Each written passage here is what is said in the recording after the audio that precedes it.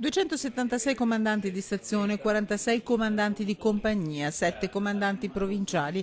Appuntamento annuale per i Carabinieri del Veneto riuniti in Fiera a Padova per un momento di confronto e di formazione grazie alla presenza del comandante generale del RIS, generale di brigata Enrico Cataldi. A portare il saluto il comandante interregionale. Un momento importante con cui delineiamo e approfondiamo quelle che possono essere le criticità del territorio.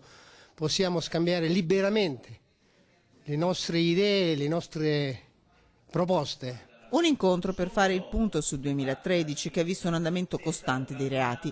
I più fastidiosi, i furti in abitazione, i reati contro il patrimonio. Fondamentale quindi garantire la sicurezza attraverso la prevenzione e la collaborazione tra militari e cittadini. C'è bisogno di grossa collaborazione sociale.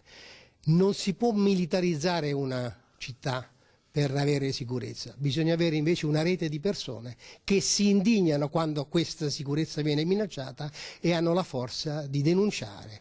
L'occasione per guardare il 2014, un anno importante per l'Arma dei Carabinieri che festeggia i 200 anni dalla sua fondazione.